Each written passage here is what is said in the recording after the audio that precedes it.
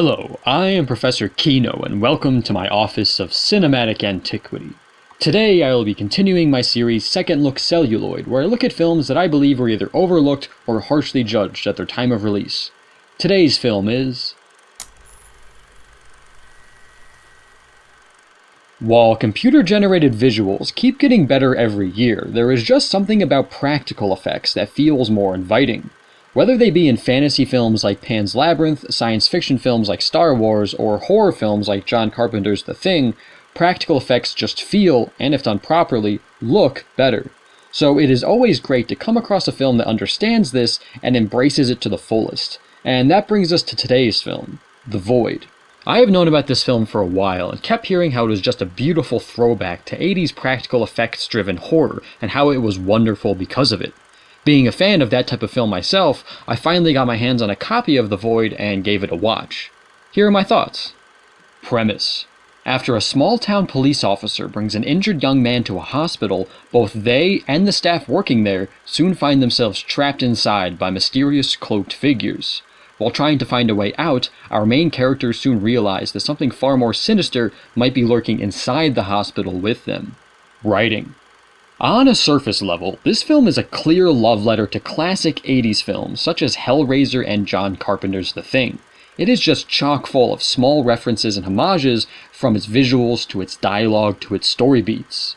However, this film takes the classic horror elements from those films and blends them with influences from the master of horror himself, H.P. Lovecraft. In other words, this is a film that relishes in the unknown. It gives no clear answers for anything.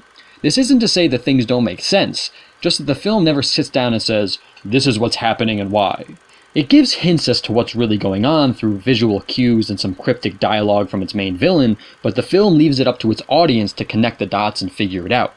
Despite this, however, the plot itself is not disjointed. Events happen, and you are able to follow the film from its beginning to its end. It's just that the villains, their plans, their powers, and their goals are never obvious. However, while in some films this might be a problem, and indeed some viewers will be annoyed by this film's lack of clarity, The Void actually uses this aspect as a strength. Part of its horror stems from its usage of this unknown. The villains are made more terrifying because they know things we don't. They can do things that we can't fully comprehend. They feel far superior to our protagonists in every way, and it makes the tension of the film that much greater because our heroes never have the advantage. And even by the end, when it seems like the immediate threat is overcome, it is still difficult to feel positive about it because we are still not fully certain what the villain's endgame was, or perhaps is. It feels like we've only glimpsed their agenda, and this uncertainty and mystery permeates the film and sustains itself until the credits roll. And all in all, it's what makes this film intriguing and engaging. Acting. All the actors from Aaron Poole to Kenneth Walsh to Daniel Fathers to Ellen Wong to Kathleen Monroe to Mick Bishkov are good. They give solid performances reminiscent of very good 80s B-horror actors, and for that they deserve acknowledgement because it fits with the whole style that the film is trying to capture, an 80s horror film. Additionally, they also shine in providing subtle character development clues through non-verbal acting. Just like how the story of the film is never clear, neither are the characters' backstories and relations with each other. Instead of having the story pause to then say who is related to who and what their lives are outside the movie, the film relies on small word choices and the actors' line delivery, facial tics, and body language to give hints. While some people might find this frustrating, I found it more realistic. In an actual situation like our characters find themselves in, I doubt there would be time to discuss people's personal lives. Instead, you need to use your intuition from your contact with the people around you to learn about them. And the film and its actors do a great job at capturing this, and I for one appreciated it. In the end, the actors keep the story flowing at a constant breakneck speed, while simultaneously and subtly developing its characters. Costumes, hair, and makeup. While the human characters themselves are fine in this regard, from just police uniforms to doctor-nurse uniforms to jeans and shirts, there is nothing too amazing. However, it is important to note that the directors for this film, Jeremy Gillespie and Stephen Kostansky, are first and foremost art designers and makeup artists, because the supernatural and horrific makeup, costumes, and prosthetics here are amazing. From mutilated people to mutating fiends to terrifying creatures to stylish cultists to a not-so-main villain, the prosthetics here are something to die for. It rivals the practical effects of movies like The Thing marvelously, and The Void is all the better for it. Set design. The sets here, while starting off basic, all do a great job at creating atmosphere. The fact that the hospital in which the film takes place in is in the process of moving, everything feels strange, empty. Consequently, as the film begins to take a dive into its more supernatural and reality-bending moments, the nigh-abandoned hospital feels like the perfect vehicle with which to accomplish this endeavor.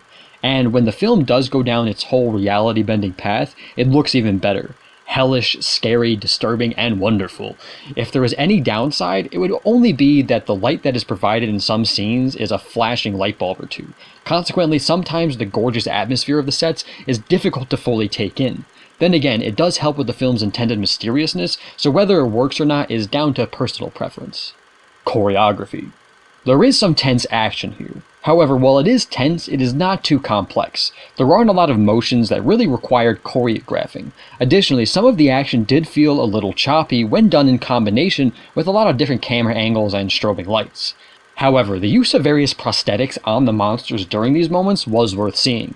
So, some well done scuffles, but nothing spectacularly flashy apart from the utilization of the practically made monsters in and of themselves. Cinematography. I found the cinematography here to be unique and well done. Not only is everything typically well framed, but many times everything is positioned in a way that adds to the mystery of the film as a whole.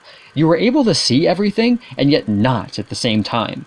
If there is a creature in the frame, for instance, you know it's there, but you still can't fully grasp it in its entirety, and that is a fascinating way to shoot a movie. Additionally, every time the film shows off its otherworldly dimension, it looks really nice. The landscape shots of it are jaw-dropping.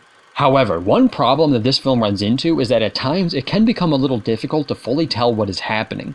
The desire to use the film's cinematography to add to the mystery can become a little overwhelming. Consequently, with its flashing lights, horrifying visuals, and unique camera work, the void can sometimes be difficult to completely follow visually. Editing. The editing is very basic and, surprisingly, never all that hectic. While there are some tense and chaotic moments in the film, the editing doesn't tend to become chaotic with it.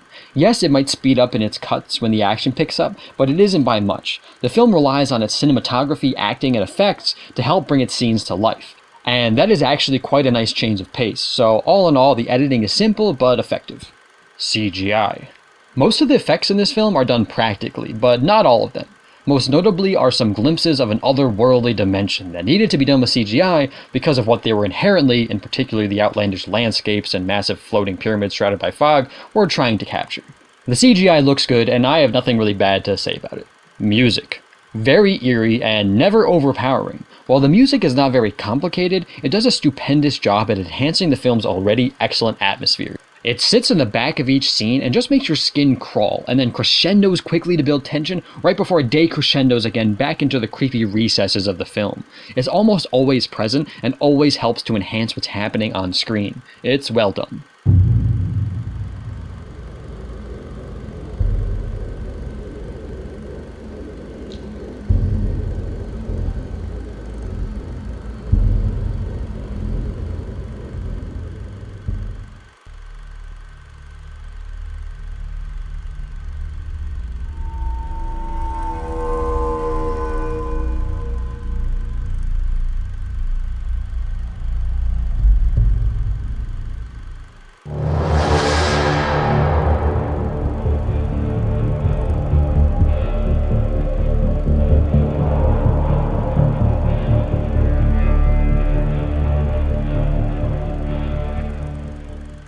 Direction. The directors of this film, Jeremy Gillespie and Steven Kostanski, definitely grew up in the 80s because this film is just seeping with nostalgia. But that's not a bad thing. In fact, the love of the 80s horror genre is clear here, and the result is a beautiful love letter to it. From the references to the phenomenal practical effects to the general feel of the plot, acting, and story beats, this film is just a wondrous modern blast to the past that any classic horror fan should be able to enjoy. My enjoyment.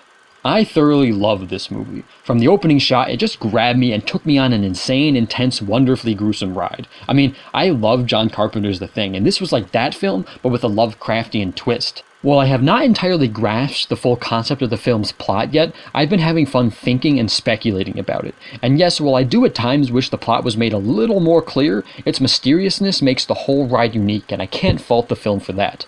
I'm definitely going to be watching this one for years. Recommendations. This film is for anyone looking for a unique, fresh, mysterious horror film that is obviously influenced by the classics of the genre.